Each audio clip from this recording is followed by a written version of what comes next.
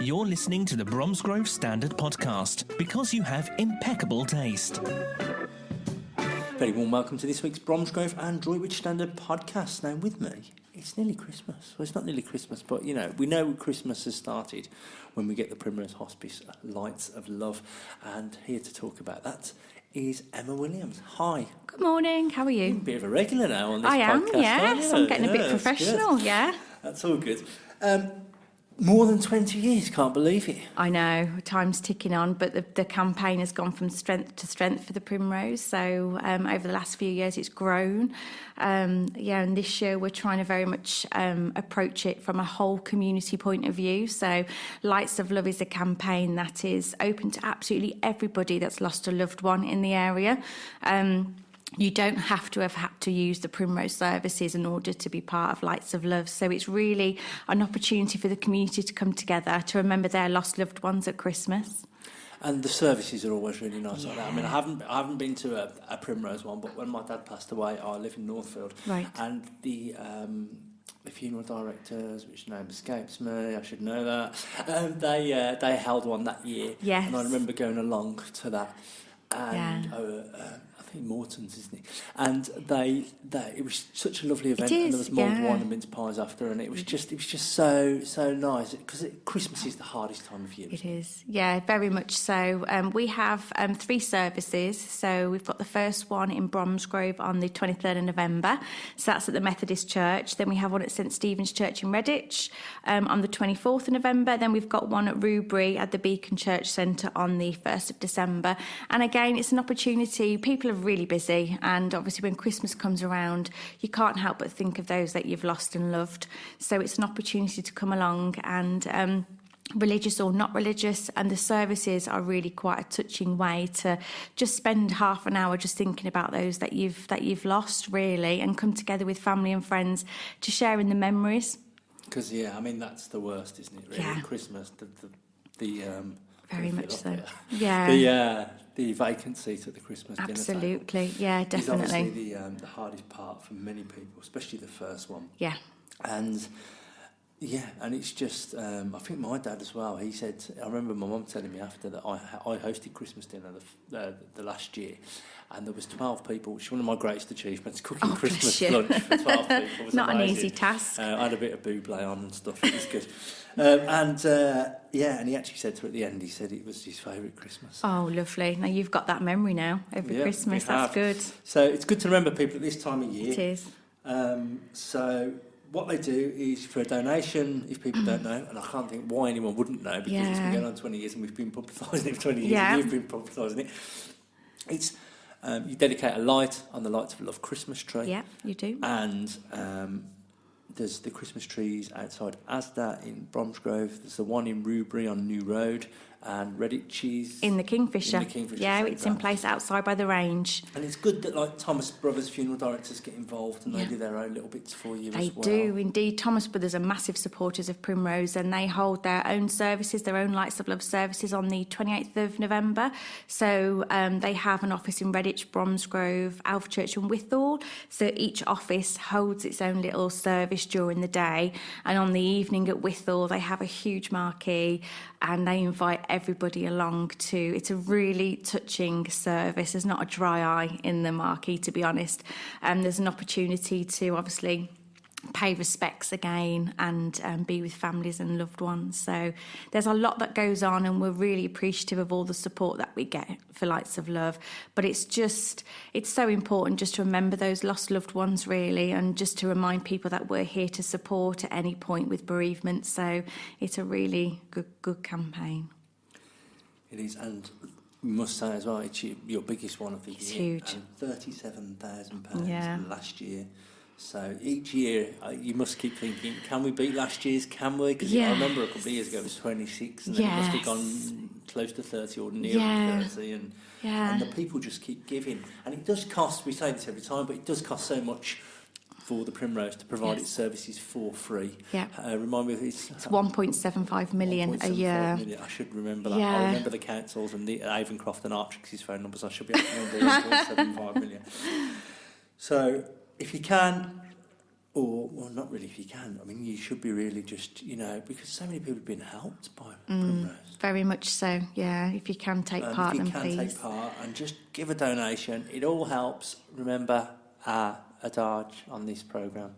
It's better to have a lot of people doing a little than a small amount of people doing a lot. And then that's what gets you to these targets. So we're looking for 40 grand this year, I reckon, at least. I'd like to think so. Obviously, with the use of social media, that's massive for us at the moment. So we're just trying to tap into that to see if we can reach a wider audience. Obviously, our funds, our expenditure for marketing is extremely low. So we do try as much as we possibly can to get the messages out there. So we'd like to grow it, and I'm sure we can. Because what about a Lights of Love hashtag? Or have you got that already? We haven't actually, and we should, shouldn't simple, we? Isn't it? Yes. People just put remembering Dad 25 years on, or 10 years on, or whatever. Hashtag Primrose Lights of Love, or hashtag Primrose, hashtag Lights of Love. Yeah. And then they can encourage more people to do we it. are trying to do more online, and next year hopefully we're going to have an online dedication book. So it is growing. We're going in the right direction, and we're really pleased with how it's going this year. The tributes are amazing. There's not a day that we obviously enter the tributes and we're all a little bit tearful when we read some of them, and the love that's out there is just incredible. So we really are appreciative of everyone's support. So let's have a look at the grassroots of the campaign then. People can leave their messages for their loved ones in their book of remembrance. Also, you've got the names displayed by the tree. Yeah. And how can people take part? That's the important thing. Right, so the easiest and most simplest way is online. So at our website, primrosehospice.org, I think it's /lights. And all it basically is you can make a dedication. We need your details and then the person that you're remembering. The first Remembrance book is going to be displayed on Friday the 22nd of November. So that's next week, I think. Yeah, that's next Friday. And then it's then changed on the 13th of December. So we refresh the book because we're mindful that it's a busy period for everybody. So we give people 2 opportunities to get in the books. And they will be displayed at the Christmas trees where you mentioned, the Kingfisher, Asda and in Rubery. But yeah, or you can give us a ring on 01527 889 796. But yeah, it's really easy to make your dedication. That's 01527 889 796. We'll have all those details on the website as well. There's a little bit of a switch on as well, isn't there? There is, indeed. Because obviously these correspond with the Bromsgrove Rubery. I can never remember which. I remember Bromsgrove's always before Rubery. Yes. And then Droitwich, I think, is... I'm sure it's on the 23rd this year, or is it on the 30th? I can't remember. But Droitwich is normally on the same one as Rubery, which is good because I send Marcus off to Droitwich. I do Bromsgrove and Rubery, and we get all the pictures. Yeah, I always see you at the Bromsgrove one, don't I? Which we go Facebook Live. Oh, okay. And, Yes. did we mention that last week about the yeah, we did to Jules Evans about the I'm going to have to do it because I put my finger over the microphone before accidentally on a concert, but I'm going to start doing that, the light switch on, because as soon as they belt out Slade or whatever, Yeah. as soon as the lights come on and the snow machine, hopefully they've got a snow machine this year, as soon as they do all that, then the Facebook go mad. They go, oh, you're playing Slade, you haven't got permission to play Slade. We've been contacted by SMG Music or whoever it is, and we're going to take your video down. And I'm thinking, that is so petty. 15 seconds. And it's a public event. Yeah, it's a public event. And knowing Slade and they're local and everything, I'm sure they would love nothing more than their song to be the first one played after the Bromsgrove light switch on. Yeah. So I'm going to have to try and remember to do that actually. We've got, it's actually sometimes if they've got live singers, if they've got a live singer doing it, then obviously that's better because they can. Maybe I'll have to have a word with the council. They're in next week, hopefully, to talk about the light switch on. So we'll give the Lights of Love another mention next week. Yeah, brilliant. But maybe I'll say to them, make sure you've got real live singers straight after the switch on, because then you can save our Facebook video, our Facebook live video. So that's all good. So that's how to do the Lights of Love. I'll just briefly, because it is a time of reflection, December is, very much and so. looking back at the year, well, we're not in December yet, but you know what I mean, it might as well be December, it feels like. I've already started playing Christmas songs. I was listening to Taylor Swift's Christmas album on the way back from the Droitwich Town Council meeting the other day. I think we should reflect on the year and what a year it's been. Yeah. What's going on with those wing walks? I've never known so Oh, many my people want to do goodness. wing walks. I know, in it my all life. started off really with one of our staff, Jo Wright, who's our volunteers manager. She wanted to do a wing walk for her 50th, I think it was last year. So we got in touch, sorted that out, and we thought we're going to offer this, and we have been bombarded. I think it's raised about 17,000 for us. It's a huge amount of money. Because it used to be parachute jumps, and then there was a brief flirting with bungee jumping. Yeah, parachute jumps are still really popular. We get a lot of people do those for us, but wing walks is the buzz event at the moment. So you just get strapped onto the top of the aeroplane. The aeroplane goes, but it doesn't go up massively like too high, but you do a few tricks and then you come back down. But yeah, they really are quite popular. And everybody who's done it has said. Absolutely. What an exhilarating experience. And they want to do it again and do a loop-the-loop. So there is the opportunity of then going loop-the-loop. So, so hopefully next year, 2020, we'll have more success with wing walks. I've been to Stoke, the water world. Have you ever been there? There's like this thing called the black. No, it's not the black hole. It's called the plug hole or something. And you go down it. Yeah. And then you go round and round and round and round, and then you just drop. Right. Oh. And then, but the way it drops you kind of drop upside down. And the first time I did it, I had a massive panic attack because I couldn't find the surface of the water. Oh. And then in the end, it occurred to me, if you just stop panicking, you'll just float to the top, and then you'll know where you are. Yeah. And I could imagine like on a wing walk, doing the loop-to-loop, you would not know where the ground or the sky or the air was, would you? No, not at all. I'm not sure. I've done a parachute jump. I'm not sure I could do a wing walk. I think I'm a bit like the old B.A. Baracus from the A-Team. I ain't getting on no plane. Well, you wouldn't get me in a plane, let alone on a plane. I have been on a plane a few times. But no, you wouldn't get me on no plane, as I used to say. So there you are. So was that the other one that springs to mind was the one... was it Hanbury or which part? The lantern walk. No, that was a good one as well. Yeah. But the shooting for fun. Oh gosh, yes, with the axe throwing, and they brought all the toys in. That was an outside. That was an outside event done for us. So that's a fab example of somebody else. Primrose Hospice Ball. Yeah, that was huge at the Chateau Wimpney. That raised about just under £28,000 for us. So it's been a really successful year for us. We've done an awful lot. So. And also, if people are listening and they're thinking, I could do something for the Primrose, you want to hear from them, don't you? Absolutely, yeah. You can do anything. You can do dress down. You could do a festive jumper day coming up. Yeah. You could hold a cake sale. You could do wear yellow. You could do all sorts, really. You could do one of those crazy things. Yeah, absolutely. You could take part in the Santa Fun Run that's coming up on the 1st of December. So we've got that event down at Arra Valley Lake. So we've got a lot of interest in that. So what's the deal with that then? They pay a certain amount and they get their Santa suit free, do they? They do indeed, yeah. So we've got obviously a sign-up fee, and that basically covers the Santa suit and the medal. Last year was the first Santa Fun Run. We had over 200 Santas come down, and it was just really good fun. We had families, we had pushchairs, we had little kids on trikes, we had all sorts come down. Pets? Did you have pets? Yeah, we had dogs. Yeah, we had the dogs came down. They all got dressed up. So it was just a really good family fun day. Plus, really. It's on December the 1st, isn't it? So that means that if you get your Santa suit, you've got 25 days wear to use it. I hadn't thought of that actually. You could wear it to work every day. It always worries me, you see, when you buy someone a Christmas jumper. Yeah. For Secret Christmas. Santa or something. If you buy them a Christmas jumper for Christmas, they've only really got one day of wearing it until next year. Yeah. And who knows what's going to happen? They might lose weight, they might gain weight. Absolutely, yeah. Terrible. So 25 per day. So that is value for money, and you're doing a good That's thing. a really good angle. I might nick that one. There you are.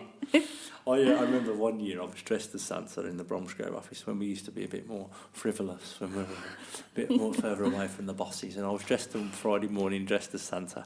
And I went downstairs, and Rob, my colleague, he got his back turned, and he was putting the papers out as we used to do every morning, every Friday morning. And I was like, "Morning, Rob." And he turned round, and of course the first thing he saw out the corner of his eye was Santa. He jumped out of his skin. We're going to see all these Santas walking around now, aren't we? Santanic, almost. Yeah, brilliant. Right, so thanks for coming in. Are you happy to speak through a few news stories? Well, obviously this is quite poignant as well because we've just had Remembrance Sunday. So we were going from Remembrance Sunday to Lights of Love. And it's all about the remembering. Yeah. I was there, don't know how I made it through Sunday and Monday. I was absolutely exhausted. There was the longest ever parade in Bromsgrove. Right. So last year was going to be hard to beat because there was a massive turnout because it was the centenary at the end of the First World War. And when you look back by the monuments, there was people as far as the bus station last year. Goodness. And I think there was pretty much that many. There probably wasn't as many as last year. I might be wrong, but I don't think there was. But the big thing this year was the longest ever parade, which meant more communities. That's probably why more people were closer to the war monument. There was more people than ever before taking part in this. And you would fear that remembrance is going to dwindle over the years as the veterans pass away. But it's not like that in Bromsgrove. And the reason is they've got so many young people's organisations and youth organisations. This year, a big shout out to the Bromsgrove Girls Brigade. I must admit, I didn't know we had one, but I do now. I know we had a boys' brigade. They took part in their first remembrance commemoration. Brilliant. And parade. And the good thing was round by the monument, there were 17 standards, like 17 flags, not newspapers. And 13 of them were from young people's organisations. Oh, fabulous. Like Scouts, Guides, Cadets, Rainbows. Yeah. Their little flag. Yeah. And this poor girl, like, it must be, near to a grasshopper trying to hold her standard how in place. lovely. So it's really nice. And it was a lovely service. We had a fantastic service in Droitwich as well, which Harry was at. So we got all the pictures of those two events on the website. I recorded the start of the parade live, so that's Facebook Live. That's had 3.2 thousand views already. Fabulous. Then, this was why my day was so manic. I went to pick up our wreath, because we lay a Bromsgrove standard wreath every year. And I did that, and then I went up to the church. There was another one to the First World War and the Boer War, just a brief wreath laying. So I covered that. Then my car was round the back of Asda, facing Cats Hill. So I was driving back through Cats Hill, and I thought, it's going to save me more time in the week if I go and get a photo now of the Cats Hill memorial, because obviously the parade had been done by then. Get a photo of all the wreaths and everything. And the guy from the British Legion came over, so I got an audio interview with him. Fabulous. Then, obviously, I was driving towards Northfield, so I stopped off in Rubery. I did the same in Rubery. I got home. Jeff Hawksworth, legendary photographer, he sent me through all the pictures, and I got them all up online. Did the Bromsgrove one, did the Rubery one, did the Cats Hill one. Harry was doing Droitwich. Then put Sunday lunch on, obviously. Oh, my goodness, multitasking. While that was done, did Sunday lunch, and then I was back out for art tricks for 7:30. That finished at 10:30. Got home for 11, wrote up the review, went to bed, did the first hour from home on Monday morning, was at the Oddfellows Memorial in Bromsgrove High Street at 10:30, filmed that live for Armistice Day, went back to the office, worked through till 5 o'clock, and then left to do a Droitwich Town Council meeting till 8 o'clock on Monday. So I worked out, I think I'd done 22 hours in 36. Oh my God. So I was absolutely exhausted. I was getting but anxiety and all stuff good. on Monday night, but I finally had a good night's sleep. Yeah. I'm back to the living. The public concert, I must say, was amazing. Yeah, sounds it. We had Catherine Taberner doing the Remembrance, doing the Brawl Britannia. We had a drumhead ceremony, which is what they do at the end of each day in the forces. They get back and they light a candle and have a pint of beer for the lost comrades and stuff. So there was one of them. Yeah. During the 2-minute silence, which was impeccable because they have all the last posts and the exhortation and stuff, thousands of poppies dropped from the thing, and you could hear a pin drop. Oh my goodness. Betty Webb, do you know Betty Webb? No, I don't. She's in her 90s. I forget exactly what age she is, but she worked at Bletchley Park. Right. And with the code breaking team, she was telling us she had to file all the code breaking and stuff. And she did a 20-minute interview with Joe Slade that was screened. And that was she was just saying that they didn't realise how important their work was. They were taking down these messages and deciphering them, and they just didn't know why. Yeah. And it was only years after. And she said even years after, she didn't know what she could say and what she couldn't because she had to sign the Official Secrets Act. And obviously she's one of the few people left. Yeah. So she was brilliant. How she was. Interesting. After the war had finished in Europe, victory in Europe, it was VJ Day, was a few months away before that victory was done. She was working in the Pentagon. She was handpicked to work in the Pentagon to do the code cracking messages for the Americans. And just incredible story. And there was that, and there was addresses, there was Churchill speeches, there was 1940s music from Vintage Class, they were amazing. We'll see them pop up again at the Christmas lights with chance, no doubt. And it was just an incredible, 2.5, 3 hour concert. Yeah. They even had spivs dressed up, trying to sell you dodgy black market goods. They just thought of everything. Yeah. And it was a really good concert. And the review to that is online. And Catherine Taberner and Kevin Ward, the town crier, their performances. The videos are on there. So loads of remembrance stuff. Every year I think, how are we going to, like you with better. the Lights of Love, I think, how are we going to beat last year's remembrance better. coverage? Yeah. Well, I think we've done that. Staying with the war, on Saturday morning I drove to Longbridge to get a photo. They've unveiled a plaque to the Longbridge flight shed. Now what happened was Lord Austin, back in the early 1937? 1940s, I can't remember. 1937. He approached the government at the time and said, how can I help the war effort with my Longbridge factory? Because obviously they were making cars. Obviously we know about them making all sorts of things like tanks and other military stuff.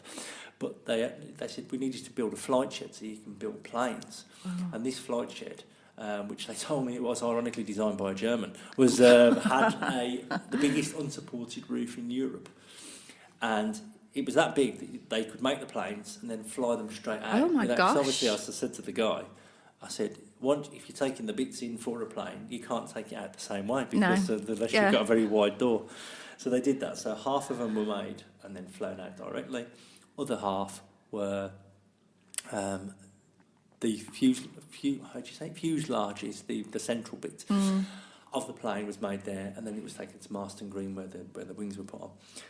But it was just an incredible story, and I learned so much on that, and we've got a lovely picture going in this week, but all the information is on our website. We've got some audio interviews as well with those involved in the plaque, so if you want to just have a look at that, it's in Low Hill Lane, just opposite Cofton Park, not far from Groveley Lane. Low Hill Lane's a very long road. And just go there, and it's an information board, but it's got so much information about it. So if you're passing or something, just go and have a look and remember the flight shed of Longbridge. We've got so much we have to be proud of in this area, but obviously there's not enough hours in the day sometimes. Police this week, this is one of our biggest stories on the web at the moment.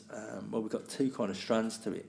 31 drivers between Monday and Tuesday have been taken off the road for various motoring offences.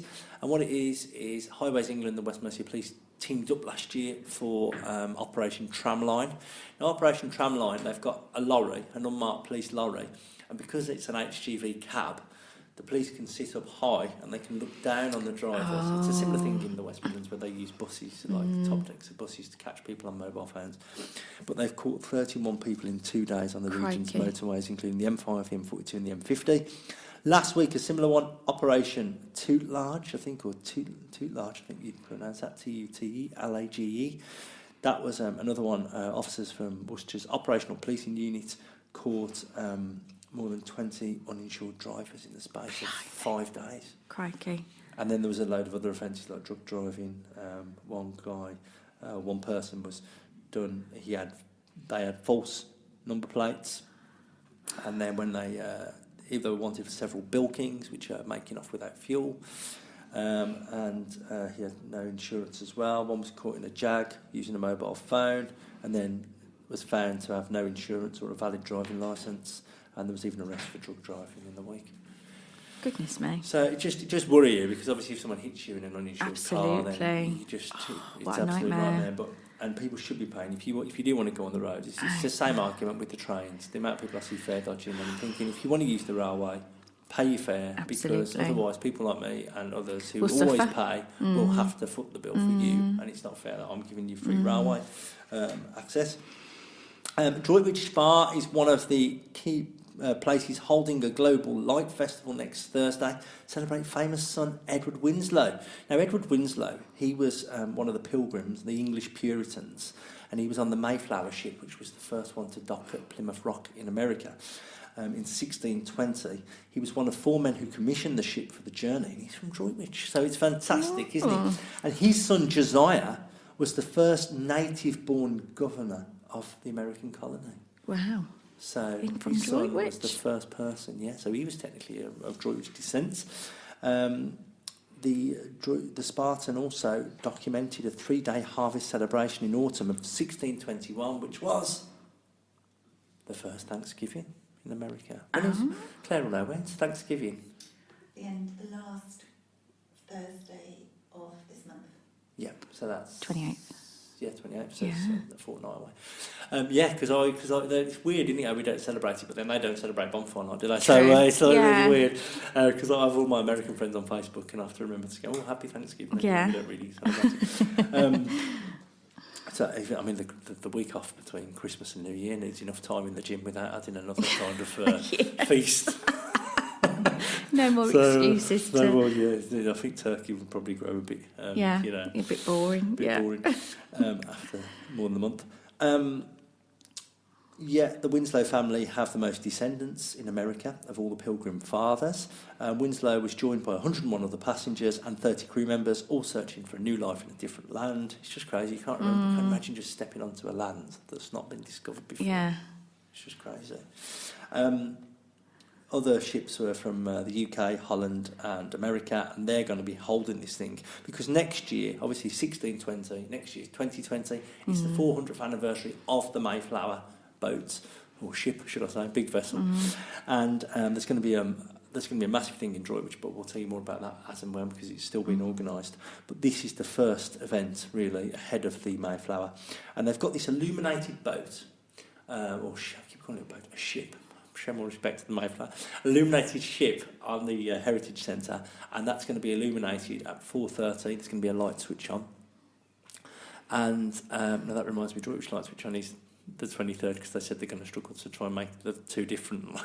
So the 21st on Thursday, they've got this lighting of the Mayflower, and there's going to be a festival at 3 p.m. There's going to be all sorts of exhibitions about the Mayflower and about Edward Winslow. And also, Professor Robert Stone from the University of Birmingham, he is like an expert on all of this, and he's created a virtual and augmented reality experience. So what you do is you put the headset on and you view it, and then you are able to climb aboard the Mayflower. And find out what the journey was like. Brilliant. So Claire's been to America loads of times, but you've always gone by plane. Next Thursday you can try by historic boat. Yes. That's good. Without the danger posed by a historic boat, like wood and big waves, which is always amazing to me. So that's all good. 4:30 p.m. the head girl from Droitwich Bar High School joining the Mayor of Droitwich Bar, Bill Moy, and Professor Robert Stone for the big switch on. It's free and everyone's welcome. Brilliant. And the Mayflower installation will remain illuminated every evening until January the 4th, 2020. So that's quite good because you'll have the Christmas lights from next Saturday and you'll have the Mayflower as well, so you can kind of extend your little thing. If you want more information, Droitwich Town Council 01905 774 258. Now I'm going to end the news section this week with big congratulations to Jo Slade. She's the town's first female bailiff. She's done a bit for the Primrose. She has indeed, yeah. She's done an awful lot for us actually, and they came along to our summer fair in June. So yeah, really chuffed for her. She's done really well. She's done that so well, and she was unanimously voted in. Yeah. And now she's the head of the court lead. Yeah, brilliant. Tests leather, cheese, beer, flesh. Okay. Brook looking, they do all that. So it's such a brilliant historic tradition, and when you see it, going down Bromsgrove High Street, it's amazing. So good luck to Jo. I'm sure she'll be fab because she loves organising events. She certainly does. It's one of her favourite pastimes. So watch this space for all the court late events. And she's been on the podcast a few times. We'll have to get her back on to talk about her year ahead as bailiff. So well done, Jo Slade. Good luck in the role. Let's quickly have a look at the sport. If I haven't left my paper upstairs, no, there it is. Bromsgrove Sporting had a week off last week. They played Peterborough Sports on Saturday, 3 o'clock. Both are on 22 points with a level goal difference. Now, I did say that they were playing them last weekend. I didn't realise they had a week off, so that's my bad. So I hope you didn't go all the way to Peterborough to go and watch the game. Bromsgrove Sporting are in 8th, Peterborough in 9th. Bromsgrove are 1 point off the playoffs. and 5 points off third. So a win would really put them in a good position. And like we've always said, where you are at Christmas in football is normally where you end up in May. So that's good. It's looking even better for Droitwich Spa if they can ever get any league games played. Gornal Athletic at home on Saturday. The Saltmen won 4-1 last weekend against Tipton. Droitwich are now 8th in the league. They're 13 points from 6 games, but they've got games in hand over every single team in the top 7. So there could be some serious leapfrogging going on, including 4 games over Wellington, who are in second, and 5 games over Allscott, who are in top.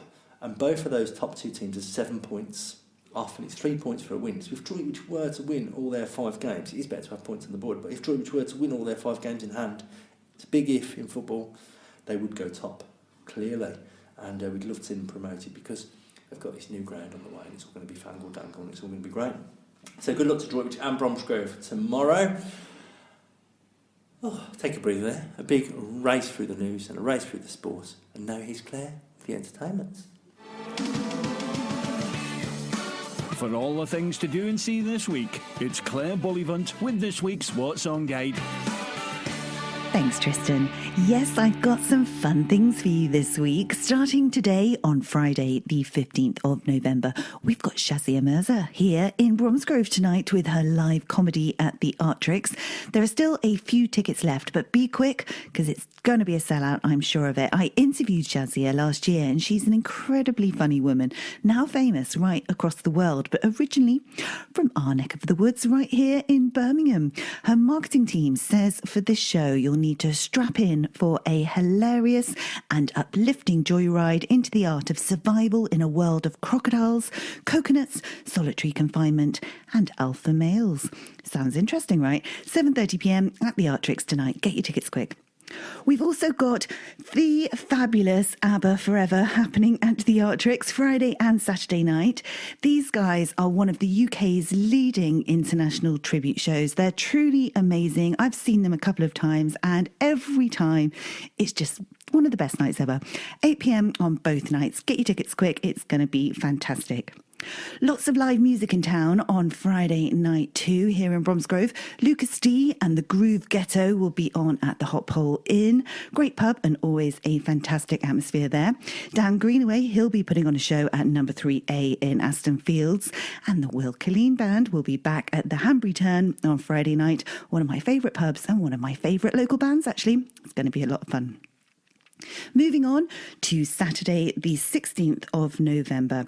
There's a book launch happening at Bromsgrove School, and in fact, it's all about Bromsgrove School being at war and in Wales during 1939 to 1945. It's all happening at Ralph Hall at Bromsgrove School itself, and it's Peter Bowen, who actually used to be one of my teachers, who actually took on the momentous task of charting the school's move to Wales during World War II. Mr. Bowen, see, I still have to call him Mr. Bowen. I find it hard saying his first name, Philip, but he's a fascinating man. He's so intelligent, really engaging. It's going to be a fantastic talk, I guarantee it. 7:30 p.m. on Saturday.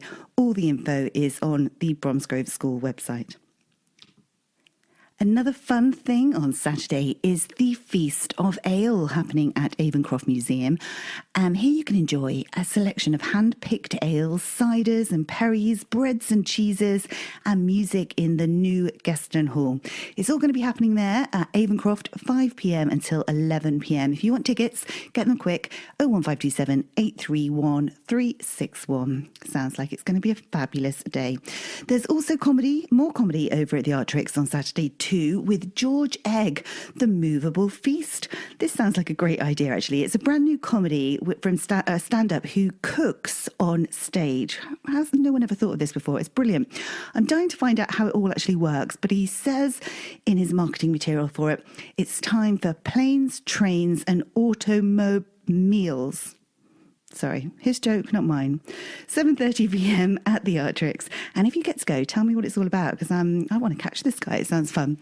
Then a few more quick mentions on Saturday. Live music with Devante at Cats Hill Working Men's Club. They put on some great events there, don't they? The people who are members of Cats Hill Working Men's Club, they must have a fantastic social life. There's always something going on. Mother Popcorn is a band who I haven't actually seen before, but they'll be over at the Hot Pole on Saturday. If you get to go there, send me a review, as it'll be useful. Sadly, I won't be able to make it there this weekend, and I do love music and love to get to know most of the local bands. So hopefully I will catch them soon, but let me know if they're any good if you go. Then on Sunday, the 17th of November, Raymond Froggatt will be putting on a show at the Artrix, which is going to be great. The story goes, in 1964, Raymond met up with Lou Clark, Len Ablethorpe and H. Kane to form a band. At that time in Birmingham, they were surrounded by talented friends who were doing the same. Roy Wood, Jeff Lynne, Tony Iommi, Ozzy Osbourne, Bev Bevan, Robert Plant, the list goes on and on. Raymond and his band gigged around England and France for a few years before being signed by Polydor Records in 1967. And that's when Raymond wrote his first hit, followed by many more here and abroad hits. His songs were covered by Cliff Richard, Dave Clark, Maria Laforêt, Daniel O'Donnell, Dominic Kerwin, Gladys Knight even, and many, many more worldwide. Raymond has continued to write and tour the world, playing every venue from large to small, and now he's back here in Bromsgrove. It's going to be a fantastic show with great songs spanning 52 years, one not to miss. And so do get your tickets from the Artrix. And that concludes my top picks for this week. So remember, if you have an event going on, do let us know so we can let everyone know. We can advertise it in the Bromsgrove and Droitwich Standards. We can put it on our websites, on all of our social media channels, and even possibly talk about it on this podcast. Thank you so much for listening. Back to you, Tristan. Thanks, Claire, for all that. There's loads going on next. Well, there's going to be even more, isn't it? I don't know how Claire's going to fit it all in the next few weeks with Christmas coming and all sorts of other stuff. But thanks, Claire, for that. Loads to do in Bromsgrove, Rubery and Droitwich. So make sure you get yourselves to some of them. Make sure you take part in the Lights of Love as well. Thank you ever so much to Emma for coming in earlier today. And also, all that's left to say is, remember, you can get daily updates at bromsgrovestandard.co.uk, droitwichstandard.co.uk. You can email us through those websites or get in touch via Facebook, Twitter or Instagram. If you've got anything you've heard on this podcast, if you've got anything that you want us to cover in the paper or on the podcast that we aren't doing at the moment, please let us know, because we'd love to hear from you. Always looking for new ideas. Such an innovative paper we are. Have a great week, and we'll see you next time.